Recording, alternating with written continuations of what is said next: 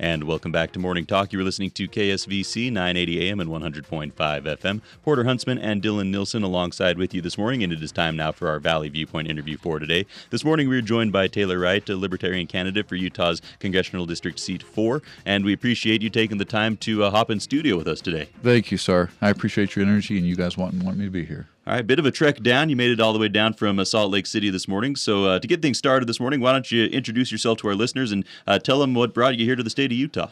Well, my name's Taylor Wright. I'm the freedom candidate. I believe in maximum freedom and as decentralized government as possible. And I'm going to advocate and fight for it with until my last breath. And what brought me to Utah was a cancer diagnosis, and I got treated for leukemia at the Huntsman Cancer Institute, but that was a long time ago. I've since, made a life for myself, and I live and work a lot, and just love Utah and love the people, and the reason I'm here is I want to be the biggest advocate for freedom and for the people that this state has ever seen, and certainly the District 4 will ever have the opportunity to sort of have on its side.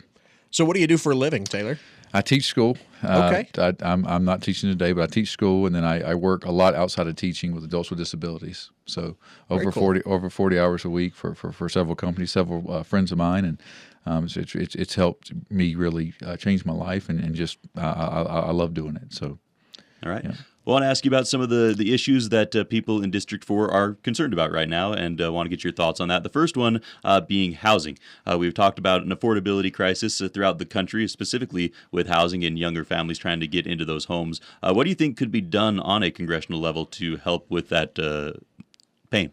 We have to decentralize. The government should not own land, and if it does own land, it should be for explicit like military national defense purposes. It should not be mass amounts of land. The reason that we're in such a quandary, I'm from Alabama. The cost of housing is one of the lowest in the country because like over 98% of the land is privately owned. Out here, it's the exact opposite. Maybe not quite 98, but it's in the 80s. And when the government owned land, it restricts where people can build. It causes water problems and other things that like folks would be surprised that is correlated to government ownership. And so the government has to get rid of the land. We have to, even at the congressional level, there's certain deregulations we can do relative to the codes and specifications even the federal government makes the House have in it.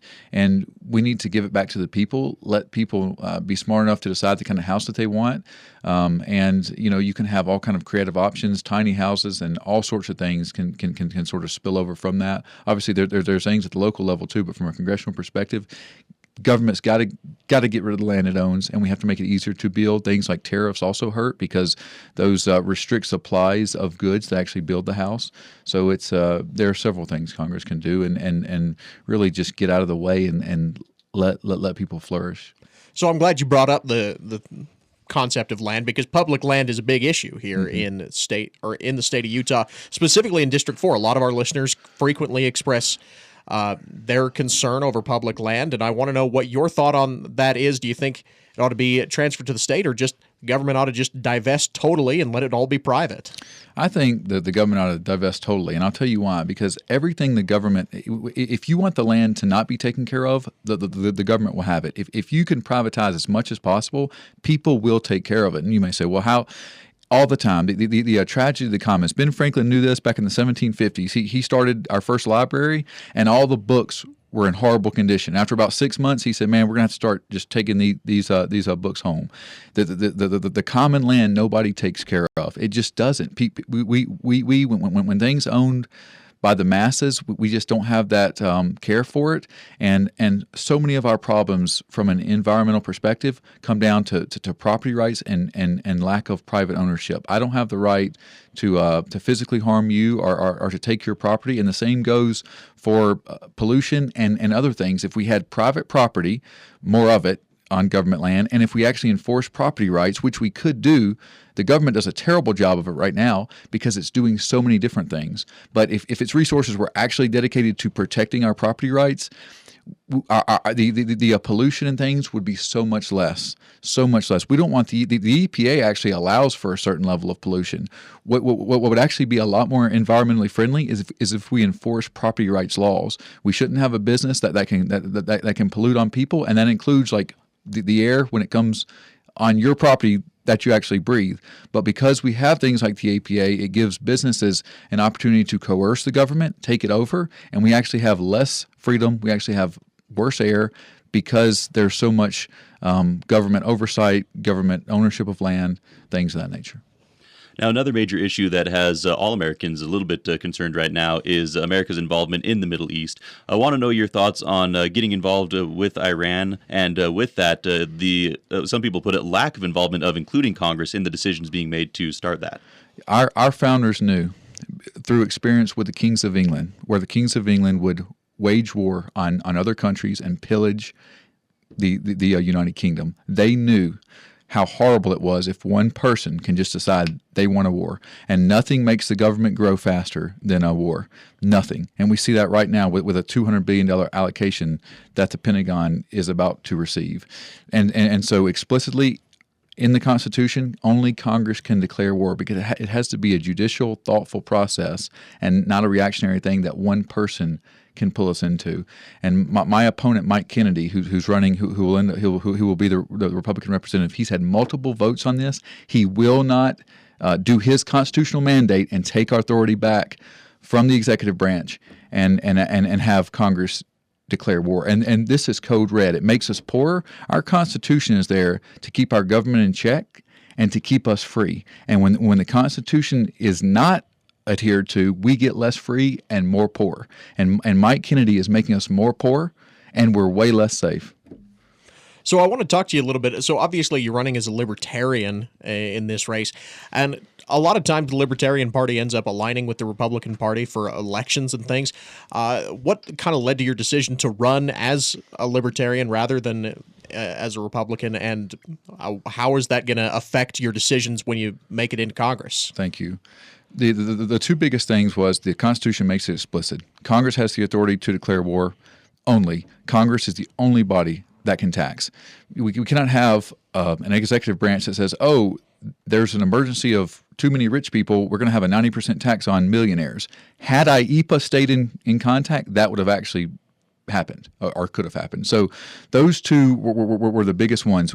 It's code red. Once the Constitution gets violated, we have to say it's not about party. It's about principle. It's about freedom. And we have to focus on it. I've either voted Republican or Libertarian my whole life.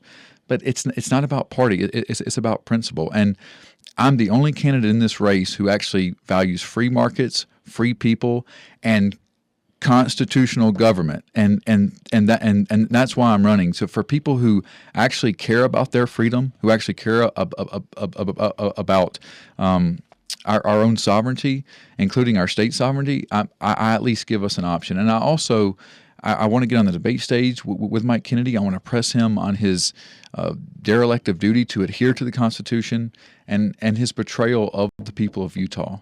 Because it's code red. Once the Constitution is broken or is breached by the executive branch, that's why we have the Congress there. We have a checks and balances, and we have to do what we swore an oath to do as people, as someone in Congress. And so I'm excited to run and press. And my goal is to get 8 to 10% of the vote and show the Republicans, hey, there are liberty-leaning people who would vote for you, but your behavior is so egregious, we would rather vote third-party Libertarian.